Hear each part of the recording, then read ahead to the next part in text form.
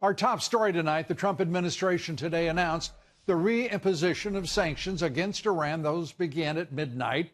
The president following through on his promise to undo the Obama-era nuclear deal with Tehran. The first set of sanctions returning tonight target the Iranian automotive sector as well as gold and other metals. A second set of sanctions targeting oil and the Iranian central bank will be reimposed in November. Iranian President Hassan Rouhani responded, saying Iran couldn't hold talks with the United States while under those sanctions, but also acknowledging that they would be willing to talk if the Trump administration is sincere. Joining me now, U.S. National Security Advisor John Bolton. Ambassador, good to have you with us. Glad to be with you, Lou. Ambassador, let's start with Iran. You have made it clear, the president has made it clear that this is going to be stern stuff, your policy toward against Iran. These first sanctions, however, are not as powerful, one could argue, as the second set, which would come with the November 4th. Your judgment. Well, the purpose of the phased impact of the sanctions is to provide a fair wind-down period for companies that relied on the deal made in 2015. But I think the effect of the sanctions has already been felt in Iran. The currency, since the president announced our withdrawal from the Iran nuclear deal, the Iranian currency has decreased by nearly half. We have seen millions and millions of dollars in currency leaving Iran as the elites move their assets out of the country for fear of this. And we've seen a continuation of demonstrations and even riots in towns and cities across Iran as the economy has gone into a tailspin. So I think the effects are already being felt. The president's tough policy on Iran, withdrawing from the deal, now these reinstitutions of sanctions. We get a report from Tehran. Rouhani saying that Iran is open to negotiations if the United States is sincere, referring to, I assume, the president talking about a comprehensive deal is still something that he would be interested in negotiating. Could you explain that for us?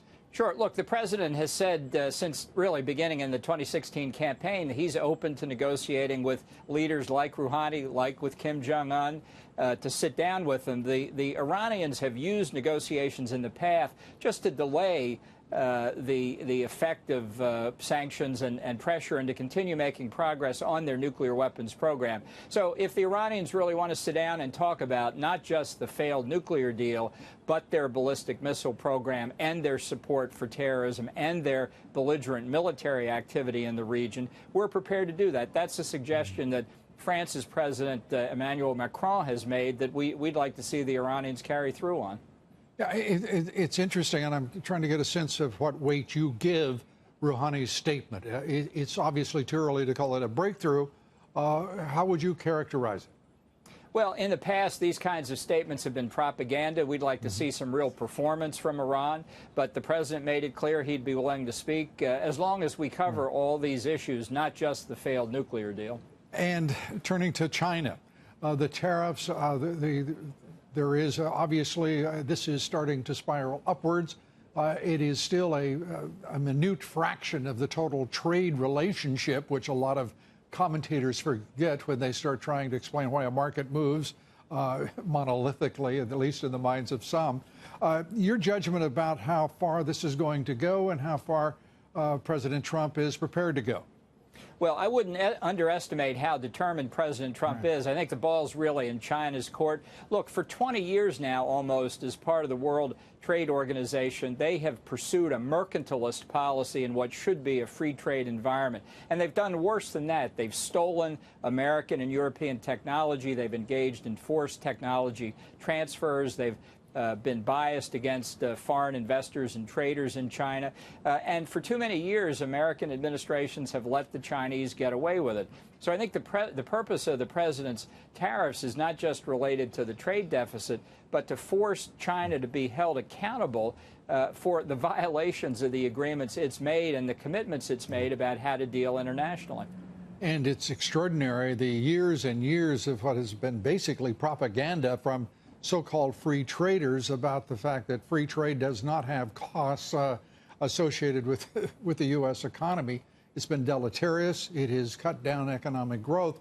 The president, in less than 2 years, has already broken through, it seems, to the public consciousness about what the reality is, that we have been on the losing end of a trade war that's been waged against this country at least since 2001 and China's admission to the World Trade Organization. Right, and the president said in the context of the European Union, look, if you want to talk free trade, let's have no tariffs, let's have no non-tariff barriers, let's have no subsidies. If you really want to do it, to have a free trade zone like we have internally in the United States, we're prepared to take a look at that. But in the case of China in particular, I think even the Europeans agree they've taken advantage of a framework of free trade for their own policies, and they've succeeded.